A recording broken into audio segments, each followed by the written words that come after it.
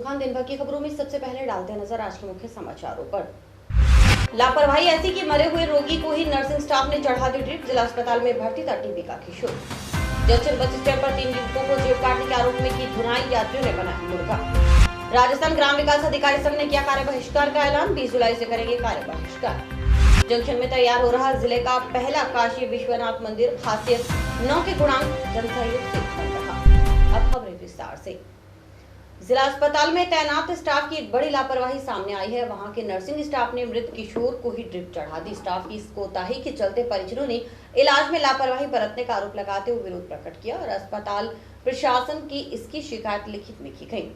वहीं अस्पताल प्रशासन ने कहा कि मामले की जांच करवाई जाएगी। मृतक जिला अस्पताल के सी वार्ड में भर्ती था। देखिए रिपोर्ट। टिब्बी निवासी 17 वर्षीय गुलाब पुत्र हनुमान प्रसाद नायक को परिजन गुरुवार शाम तबीयत खराब होने पर हनुमानगढ़ टाउन के जिला अस्पताल में लाए थे, जहां उसे भर्ती करवाया गया था। देर रात करीब 3 बजे उसकी हालत बिगड़ गई। रात्रि ड्यूटी पर तैनात नर्स ने इंजेक्शन और ड्रिप लगाई, लेकिन परिजनों का आरोप है कि सुबह किशोर की सांसें रुकने के बाद भी नर्स ने दूसरी ड्रिप चढ़ा दी। परिजनों ने शव को सी वार्ड में मरीजों के बीच रखकर नर्स के खिलाफ कार्रवाई की मांग की। बताया जा रहा है कि पेट में दर्द और बुखार होने पर परिजन किशोर को अस्पताल लेकर आए थे। वहीं मामले की सूचना मिलने पर टाउन पुलिस मौके पर पहुंची। इसके बाद परिजनों ने जिला अस्पताल में पीएमओ एमपी शर्मा से वार्ता की। वार्ता में पीएमओ ने लिखित में शिकायत देने की बात कही। इसके बाद परिजनों ने थाना चौकी के माध्यम से लिखित में प्रार्थना पत्र दिया। वहीं परिजनों का आरोप था कि अस्पताल में स्टाफ मरीजों पर बिल्कुल ध्यान नहीं दे रहे। सुनिए मरीजों ने अस्पताल स्टाफ पर क्या लगाए आरोप। हम ऐसे कह रहे हैं भी हमारा तो जैसे गुजर गया, मैडम डॉक्टर रात को हॉस्पिटल में ध्यान नहीं देते कोई भी मरीज का, और जैसे कहते हैं बुलाने के लिए जाते हैं तो जाते नहीं कोई भी, और किसी को पता नहीं है भी किसको क्या बीमारी है, कुछ नहीं, सिर्फ जाते हैं ग्लूकोज की बोतल लगा देते हैं और कोई ध्यान नहीं देते हैं। अभी हमारी यही मांग है कोई बढ़िया डॉक्टर है उसको लगाए। अनजान आदमी को सफ़ेद कपड़े फिरा के ले आते हैं, उससे कुछ नहीं होता। हर आदमी, हम गरीब लोग, हमारा ही कुछ नहीं होता, हमारे से भी ज़्यादा लोग कोई गरीब हुए उनका क्या होगा, ये बात कह रहे हैं। इसलिए हम कहते हैं सरकार से भी इनका सख्त से सख्त कार्रवाई की जाए। अभी हम लेके आए थे, जैसे मेरा साड़ा लगता है 5 बजे कल, उसके पेट में दर्द था, नॉर्मल बुखार थी, फिर उसको ले आगे इधर भर्ती करा दिया। भर्ती कराने के बाद में एक ग्लूकोज की बोतल लगा दी। डॉक्टर से पूछा रात को उसके पेट में दर्द होता रहा, उसने बोला कि पेट के पट्टी करते रहो पानी की ठंडे की, सही हो जाएगा। फिर 3:30 बजे से गुजर गया, वो 5 बजे से दोबारा दूसरी बोतल मरे हुए की भी लगा दी। हम उसको बुलाने गए तो वो उठते, रात को बुलाने गए तो उठे नहीं, रात को गेट बंद करके सो जाते हैं। वहीं इस संबंध में अस्पताल प्रशासन ने जहां मामले की जांच के बाद दोषी स्टाफ पर कार्रवाई की बात कही, वहीं पुलिस ने कहा कि कोई विरोधाभास नहीं है। इस संबंध में परिजनों ने प्रार्थना पत्र दिया है। कोई भी बात कहीं भी आप ईमानदारी से दोषी खिलाफ हाँ मैं कह रहा हूँ 100% विश्वास के साथ विश्वास करें, ईमानदारी से जांच करें। आज सुबह हॉस्पिटल से सूचना मिली कि रात को कोई टीबी से गुलाब सनोक हनुमान जाति नायक निवासी गबली हाल टीबी हॉस्पिटल से रेफरशुदा इलाज के लिए भर्ती हुआ है, जिसके दौरान इलाज डेथ हो गई है। तो हॉस्पिटल के अंदर उनके परिजन एकत्रित हो रहे हैं। इस पर मेरे को सीए साहब ने, SHO साहब ने भेजा था हॉस्पिटल में कि भाई आप वहाँ जा करके देखो क्या मामला है। चौकी में पहले से ही हमारे तैनात राजेंद्र कांस्टेबल उन परिजनों के पास ही था वार्ड में, उनको आकर के पूछा तो कि भाई क्या मामला है। तो उनके मृतक के मामा जगदीश सनोब नथुराम जाति नायक निवासी टिब्बी ने बताया कि मेरे भांजे को रात टिब्बी से रेफरशुदा को यहाँ इलाज के लिए भर्ती करवाया था, जिसकी रात को इलाज के दौरान 3 बजे मौत हो गई। चिकित्सा वार्ड में तैनात चिकित्सा कर्मी को मेरे भांजे की तबीयत ज़्यादा खराब होने का बार बार कहा, तो उन्होंने इंजेक्शन वगैरह ड्रिप वगैरह दे दी, लेकिन बाकी ज़्यादा ध्यान नहीं दिया, जिस कारण मेरे भांजे की डेथ हो गई। और मेरे भांजे के डेथ होने के बाद में उन्होंने भी ड्रिप पे लगाने की कोशिश की, तो उन्होंने उनको बताया कि भाई ये तो बिल्कुल ही ठंडा हो गया है, इसलिए उन्होंने नर्स तैनात वार्ड में नर्सिंग स्टाफ ने ड्रिप नहीं लगाई। और अब इनके परिजनों ने वार्ड के अंदर रात्रि ड्यूटी के दौरान नियुक्त चिकित्सा कर्मियों की लापरवाही बाबत पीएमओ साहब के नाम से एक प्रार्थना पत्र दिए हैं, और प्रार्थना पत्र में ये भी लिख करके दिया है कि हम मृतक गुलाब सिंह की लाश का पोस्टमार्टम करवाए बिना ही लाश लेना चाहते हैं, जिस पर उनके परिजनों को लाश सुपर्द कर दी गई है और डेड बॉडी दे करके उनको टीबी रवाना कर दिया गया है। उनका मरीज जो टीबी से रेफर होकर आया था, तो ट्रॉमा सेंटर से वार्ड में भर्ती किया गया था, उसको इलाज करके उसकी मृतकों ने एक शिकायत पत्र दिया, उसकी जांच कर जो दोषी कर्मचारी उसकी। जंक्शन बस स्टैंड पर 3 जने रोडवेज बस से उतरे, एक यात्री की जेब काटते समय रंगे हाथों पकड़े गए। मौके पर मौजूद लोगों ने इनमें से 2 जनों को पकड़ लिया और जमकर धुनाई कर डाली। बाद में इन्हें पुलिस के हवाले कर दिया। घटना शाम करीब 4 बजे की है। शुक्रवार को बस स्टैंड पर श्रीगंगानगर से आई बस से पदमपुर का यात्री बस से उतर रहा था। इसी दौरान भीड़ का फायदा उठाते हुए 3 जेब कतरों में से एक ने उसकी जेब काट ली। पीछे खड़े व्यक्ति ने उसे देख लिया। इसके बाद तीनों जेब कतरे बस स्टैंड के बाहर पहुंचे और रुपयों का बंटवारा करने लगे। इतने में वहां खड़े लोगों ने 2 जनों को मौके पर ही पकड़ लिया, जबकि तीसरा फरार हो गया।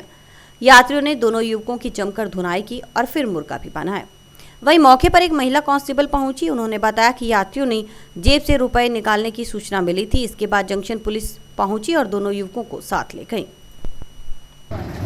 मैं तो यहाँ आई थी कामधेनु होटल के आगे, मार्केट चल रही थी। मैंने पूछा क्या बात है, जेब काटने यही ये आदमी थे। इन्होंने कहा मैं 350 मेरे सामने काटे और दूसरे को रुमाल में प्लेट के किसी बैग वाले को दिया है। इन दोनों को पकड़ लिया, वो फरार हो गया। घटना ये पदमपुर वाली बस में से उतरे और 350 रुपये के काटे। मैंने देख लिया, मैंने इनका पीछा किया और ये आकर यहाँ एक बंदा बैठा था, उसको पैसे दीजिए रुमाल के अंदर से। मैंने इन दोनों को पकड़ लिया, वो भाग गया। 3 जने थे मौके पे। कलेक्ट्रेट शाखा में कार्यरत समस्त कर्मचारियों के कोविड-19 के सैंपल शुक्रवार को लिए गए। एसडीएम कपिल यादव ने बताया कि कलेक्ट्रेट, तहसील, एसडीएम कार्यालय तथा ड्राइवरों आदि के सैंपल लिए गए हैं। उन्होंने बताया कि सैंपल लेने का उद्देश्य है कि कोई भी इस महामारी की चपेट में न आए, साथ ही जो अन्य लोग सैंपल देने से डरते हैं उन्हें सकारात्मक मैसेज आए। इसके साथ ही सभी कर्मचारियों को मास्क लगाने और बार-बार हाथ धोने के लिए भी निर्देशित किया गया।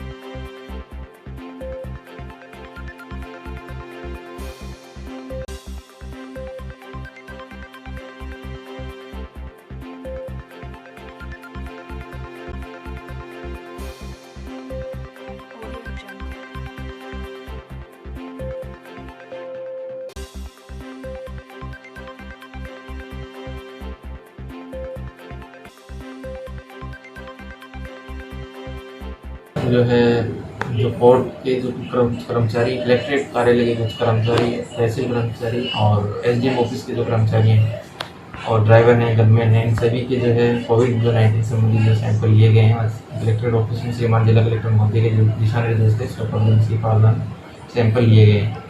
और इन सैंपल लिए जाने का उद्देश्य एक तो ये है कि वर्क प्लेस में भी सब लोग एश्योर हो सकें कि भी किसी प्रकार की कोई बीमारी नहीं है, किसी कोविड-19 संबंधी परेशानी नहीं। और कुछ लोग जो हेजिटेट कर रहे हैं सैंपल लेने में, तो वो भी उन लोगों तक भी मैसेज जा सके कि अगर किसी को किसी प्रकार की अगर कोई प्रॉब्लम है और ILI सिम्टम्स है, तो ऐसा वो घबराएं ना और तुरंत अपने जो है नज़दीकी जो केंद्र है हमारे निश्चित वहाँ जाकर अपने सैंपल जो जैसे सरकारी गाइडलाइन है कि वर्क प्लेस में सभी कर्मचारियों को मास्क लगाया जाना है, सोशल डिस्टेंसिंग की पालना करवानी है, सभी इस सदर में सभी कर्मचारियों को निर्देश दिए गए। राजस्थान ग्राम विकास अधिकारी संघ द्वारा सीईओ के व्यवहार से शुद्ध होकर कार्य बहिष्कार का ऐलान किया गया। ग्राम विकास अधिकारी संघ की ओर से कोविड-19 के अलावा सभी तरह के कार्यों का 20 जुलाई से बहिष्कार करने की घोषणा की गई है। दरअसल 7 सूत्री मांगों को लेकर चल रही वार्ता के दौरान मुख्य कार्यकारी अधिकारी द्वारा किए गए व्यवहार से ग्राम विकास अधिकारी संघ ने शुद्ध होकर कार्य बहिष्कार की घोषणा की है। राजस्थान ग्राम विकास अधिकारी संघ ने 20 जुलाई से कार्य बहिष्कार का ऐलान किया है। मुख्य कार्यकारी अधिकारी को सौंपे गए 7 सूत्री मांग पर सीईओ द्वारा सकारात्मक रुख ने अपनाने का आरोप लगाया गया। ग्राम विकास अधिकारी संघ सदस्यों ने बताया कि वार्ता के दौरान मुख्य कार्यकारी अधिकारी द्वारा नकारात्मक रुख अपनाते हुए तकनीकी अधिकारियों पर दोषारोपण किया गया। आरोप है कि निर्माण कार्यों की गैर तकनीकी कर्मचारियों से जांच करवाने की बात कही गई है, जिससे कि पदाधिकारियों ने शुद्ध होकर विरोध स्वरूप कार्य बहिष्कार का ऐलान किया। 20 जुलाई से कर्मचारी कोविड-19 को छोड़ सभी तरह के कार्य बहिष्कार करेंगे। राजस्थान ग्राम विकास अधिकारी संघ जिंदाबाद, जिंदाबाद। राजस्थान ग्राम विकास अधिकारी संघ जिंदाबाद, जिंदाबाद। चलेगी नहीं चलेगी नहीं चलेगी नहीं चलेगी भ्रष्टाचार नहीं चलेगा नहीं चलेगा नहीं चलेगा भ्रष्टाचार नहीं चलेगा नहीं चलेगा नहीं चलेगा। राजस्थान ग्राम विकास अधिकारी संघ जिला शाखा हनुमानगढ़ की तरफ से सीओ साहब से वार्ता के लिए आए थे।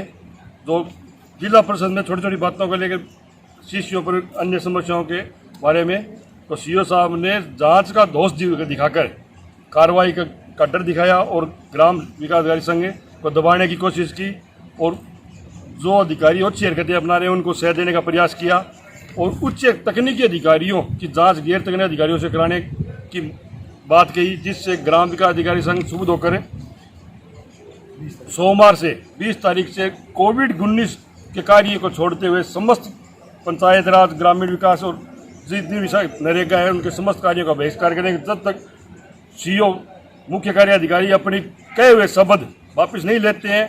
जिला शाखा द्वारा श्रीमान मुख्य कार्यकारी को 7 सूचना मांग पत्र दिया गया था जिस पर वार्ता चल रही थी।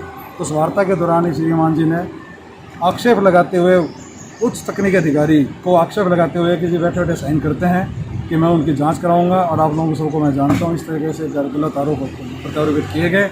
उसे शुभ होकर मानगढ़ आज हमारी जिला कार्यकारिणी की मीटिंग हुई जिसमें ज़िले में आ रही समस्याओं पर विचार विमर्श कर एक ज्ञापन तैयार किया गया और ज्ञापन लेकर हम जब सीओ साहब के कक्ष में गए और वार्ता की और ज़िले की 7 पंचायत समितियों और फील्ड में जो समस्याएं आ रही थी उनके बारे में उनको अवगत करवाया गया। जब एक तकनीकी अधिकारी ऐसे लेवल का किसी कार्य का पूर्णता प्रमाण पत्र जारी कर देता है उसके उपरांत भी माननीय सीओ साहब निम्न स्तर के अधिकारियों से की कमेटी गठित कर जांच करवाते हैं और सरपंच व सचिवों का शोषण करते हैं। आज स्काई न्यूज आपको जिले के पहले काशी विश्वनाथ मंदिर से रूबरू करवाएगा जो कि जिले का सबसे अनूठा मंदिर होगा। जंक्शन स्थित कल्याण भूमि में बन रहे इस मंदिर में खास बात यह है कि नींव से लेकर गुंबद तक 9 के गुणांक का हिसाब रखा गया है। इसके पीछे सबसे बड़ा मकसद यह कि 9 का गुणांक शिवालय और शिव मंदिरों के लिए शुभ माना जाता है। वही खास बात यह है कि कोरोना काल के चलते इसका निर्माण एक बार रुक गया था लेकिन फिर से काम ने तेजी पकड़ ली है। देखिए क्यों खासा यह मंदिर और कैसे इस मंदिर की नींव रखी गई। पेश है रामनिवास सिंह और प्रदीप पाल की रिपोर्ट। जंक्शन स्थित कल्याण भूमि में बन रहे इस मंदिर में जो गुंबद बनाया गया है वह शिवलिंग के आकार का है जिसकी ऊंचाई 81 फीट और गोलाई भी 81 फीट है। वहीं सत्संग भवन भी 54x54 साइज का है, यानी अगर 54 अंक के 5 और 4 को जोड़ा जाए तो भी 9 अंक ही आता है। इसी तरह इसमें 36 सीढ़ियां बनाई गई हैं। यही नहीं, मंदिर में स्थापित होने वाले गर्भगृह का आकार भी 36x36 है।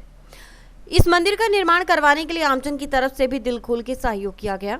श्री नीलकंठ महादेव सेवा समिति के अनुसार इस मंदिर के निर्माण में करीब 3 करोड़ की लागत आई। करीब 3 साल में यह मंदिर तैयार हुआ।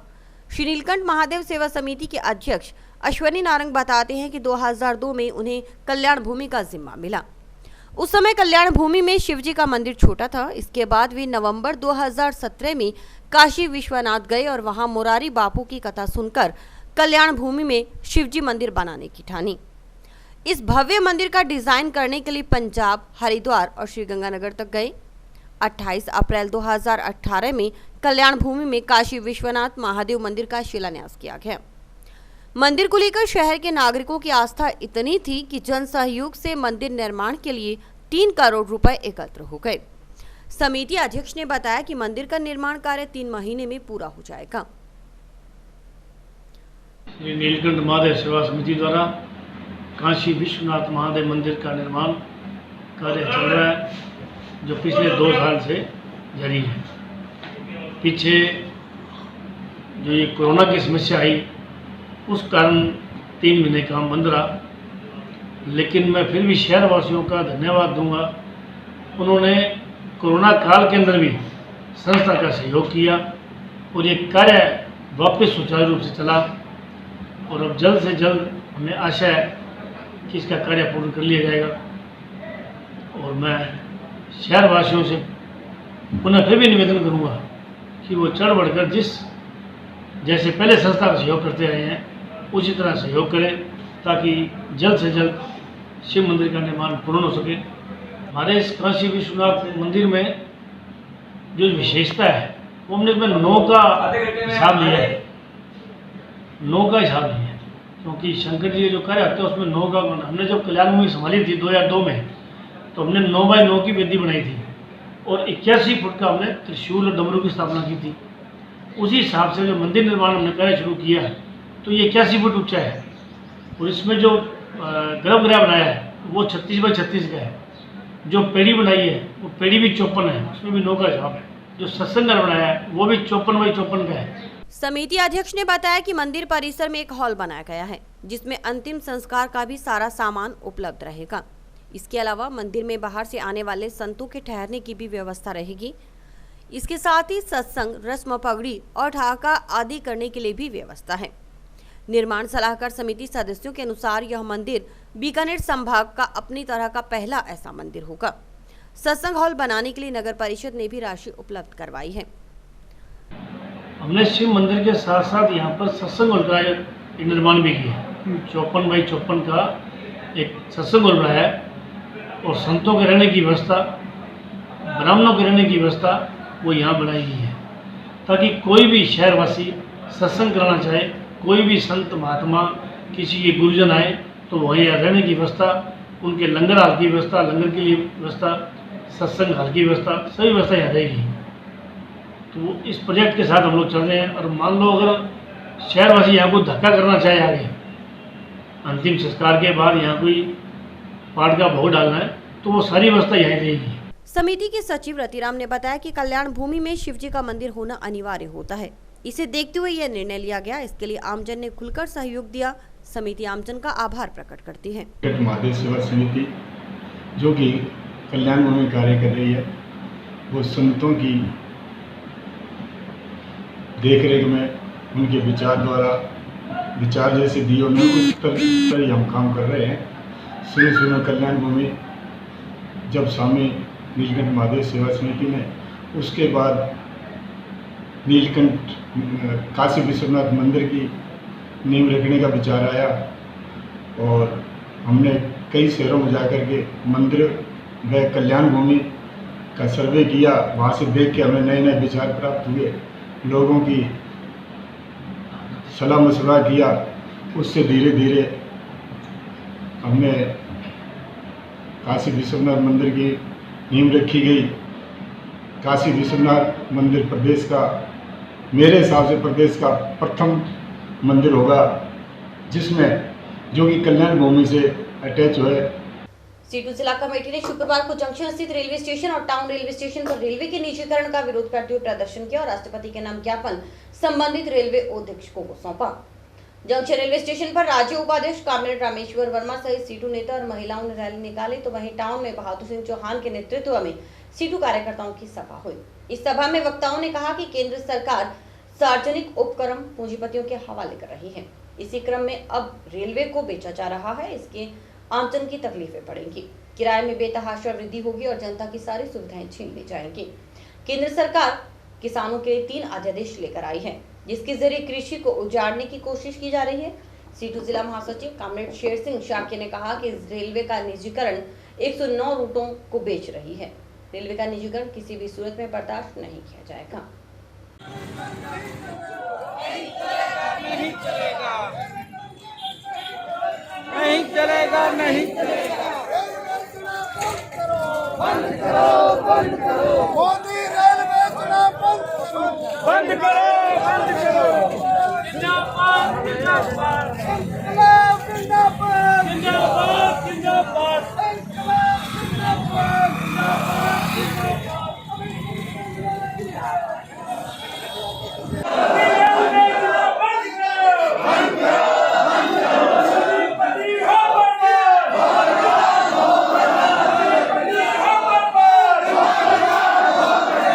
CI2 के राष्ट्रीय आह्वान पर पूरे देश के अंदर मोदी सरकार द्वारा जो रेलवे का निजीकरण किया जा रहा है और अभी 109 रूट जो मोदी सरकार ने पूंजीपतियों को दिए हैं और उनमें से 150 उन पर 150 ट्रेनें जो प्राइवेट दौड़ेंगी और राजस्थान के भी 7 रूट हैं।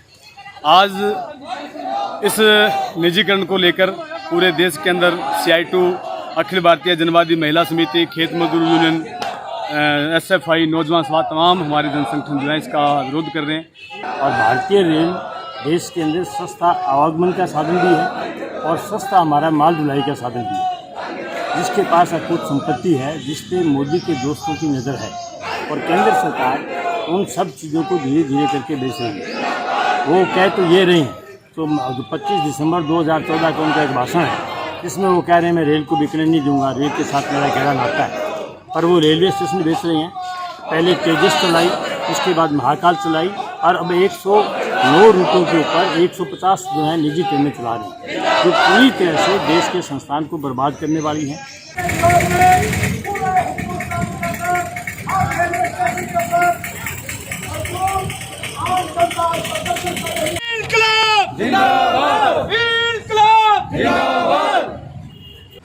साथी आत्मा सिंह जी CITU के जिले के संरक्षक तामेल मलकीत सिंह जी, साथी CITU और तमाम दूसरे जनवादी संगठन है जो महिलाओं के, नौजवानों के, मजदूरों के, किसानों के तमाम जनवादी संगठनों द्वारा आज पूरे भारत में जो रेल का निजीकरण मोदी सरकार कर रही है उसके खिलाफ, ये रेल का निजीकरण बंद किया जाए उसके खिलाफ आज हमारा प्रदर्शन था।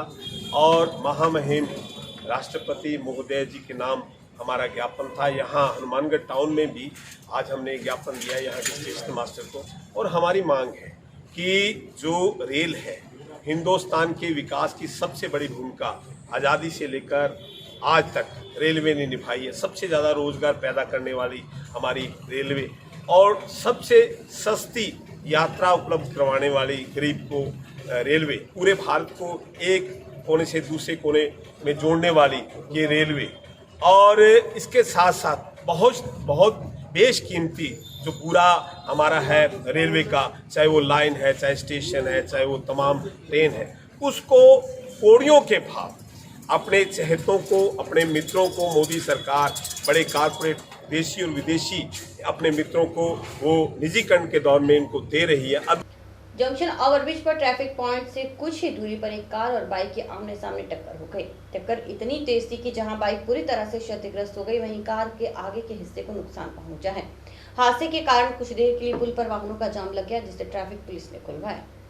जंक्शन ओवरब्रिज के पास शुक्रवार दोपहर को बाइक और कार में हुई भिड़ंत में एक युवक चोटिल हो गया, जिसे प्राइवेट वाहन में जिला अस्पताल में भर्ती करवाया गया। प्रत्यक्षदर्शियों ने बताया है कि यह हादसा कार के ओवरटेक करने के चक्कर में हुआ है। हादसे में बाइक पूरी तरह क्षतिग्रस्त हो गई है, तो वहीं कार के अगले हिस्से को नुकसान पहुंचा। हादसे के बाद पुल पर कुछ देर तक जाम की स्थिति बनी रही, वाहनों की कतारें लग गई। ऐसे में ट्रैफिक पुलिस ने यातायात बहाल करवाया और पुलिस कंट्रोल रूम को सूचना दी गई।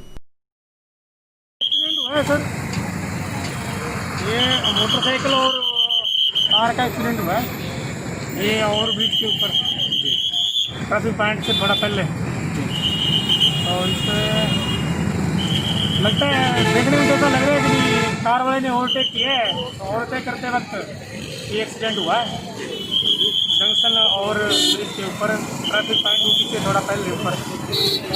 और जो ये थे उनको भिजवा दिया गया, हॉस्पिटल भिजवाया है।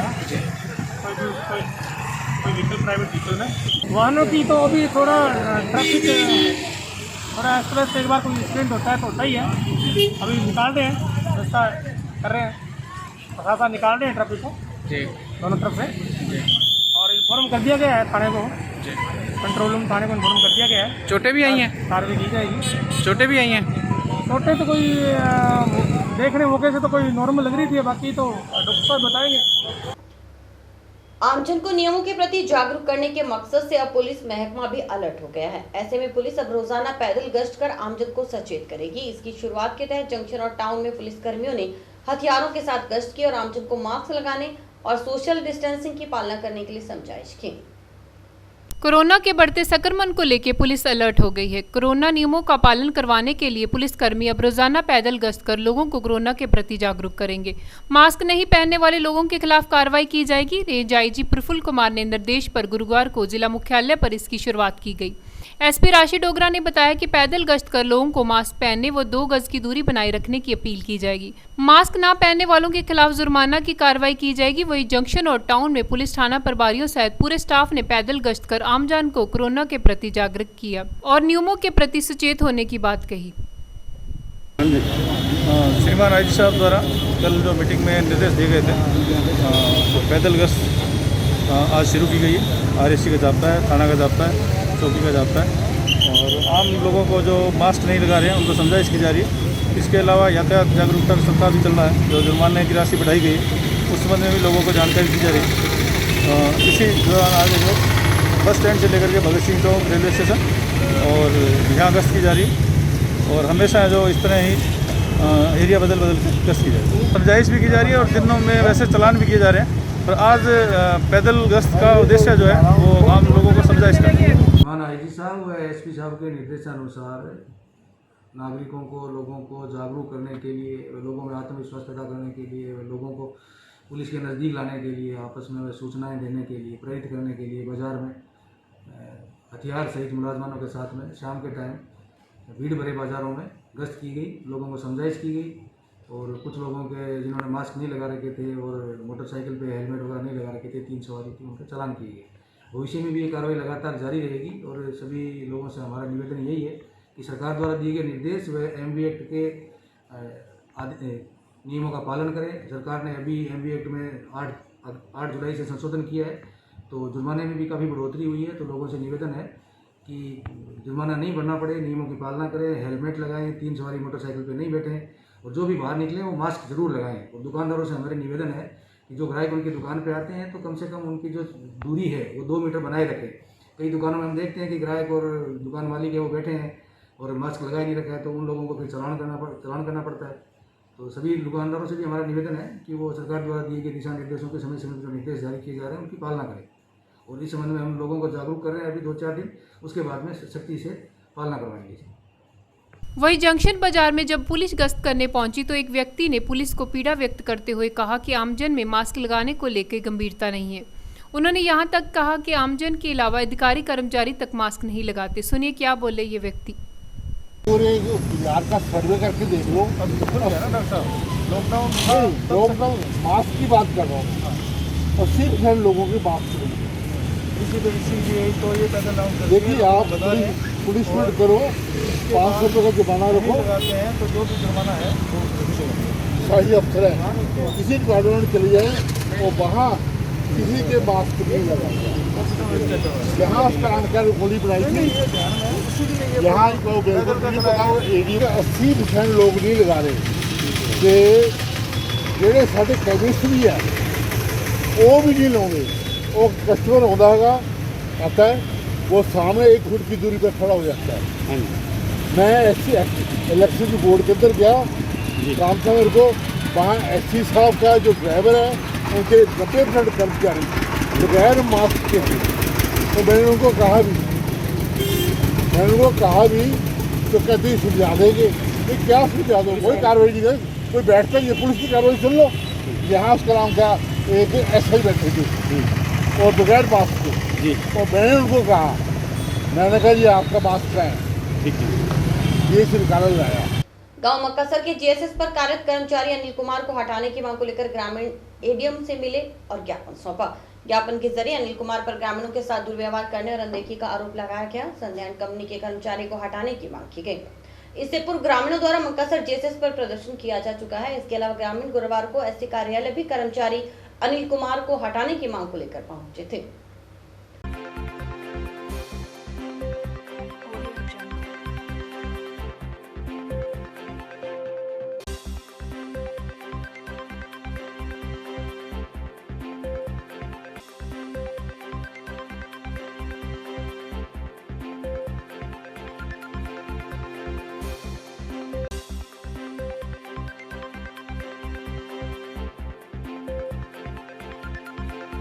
में बिजली घर में कोई कर्मचारी रखा हुआ है अनिल कुमार है, वहाँ पे मतलब वो ग्रामवासियों के साथ बहुत बदसलूकी करते हैं। वहाँ के भामाशाह हैं अमित जी गुदारा, उन्होंने उनको कॉल किया तो उनके साथ भी उन्होंने मतलब बदतमीजी से बात की। पूरे ग्रामवासी उनसे परेशान हैं, तो आपसे मतलब कलेक्टर साहब के पास आए हैं ज्ञापन देने भी उनके खिलाफ कार्रवाई की जाए।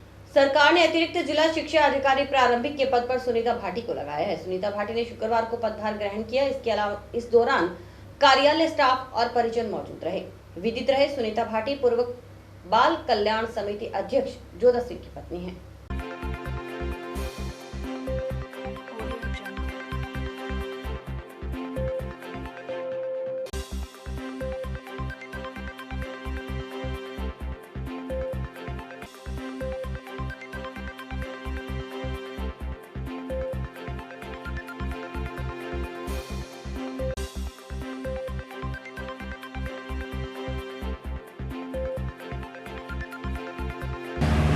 प्राथमिकता तो प्रारंभिक शिक्षा में जितनी भी समस्याएं हैं उन पर मेरा विशेष ध्यान रहेगा।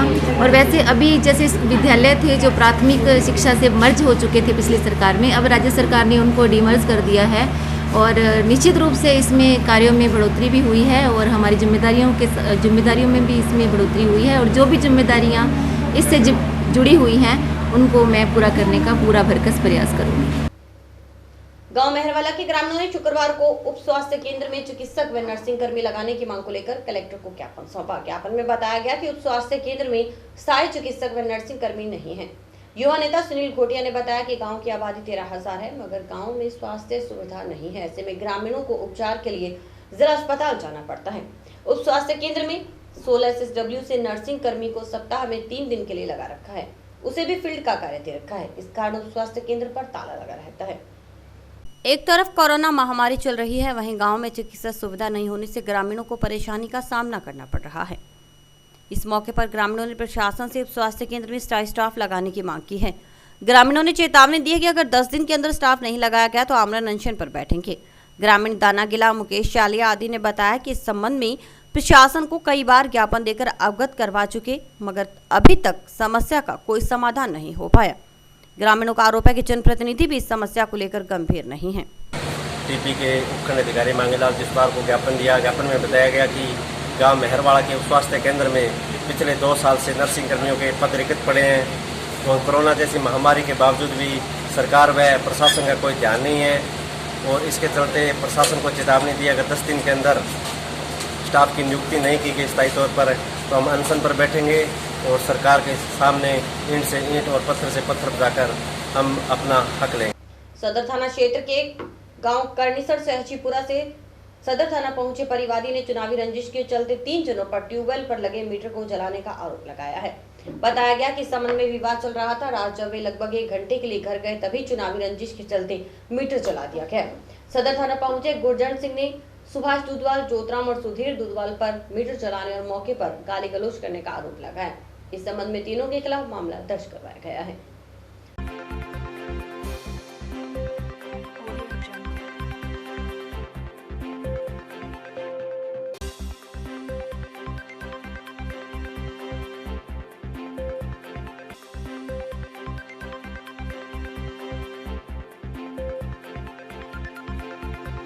हम जी करनीसर सहजीपुरा से आए हैं जी। हमारा ट्यूबवेल लगा हुआ है जी करनीसर सहजीपुरा ग्राम पंचायत की ज़मीन के पास 1 बीघा ज़मीन पड़ती है खुद की। वहाँ पे कल परसों रात से हमारा विवाद चल रहा था।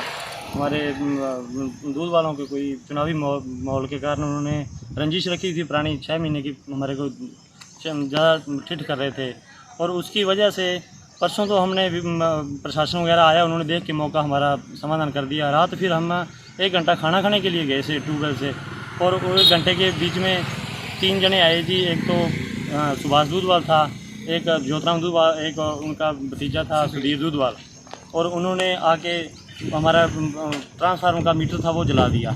जलाने के बाद में हम जब आए और हमने आके देखा वो दूर बैठे थे, कोई दारू भी पी रहे थे जी और हमने जाके देखा वहाँ पे वीडियो वगैरह बनाई।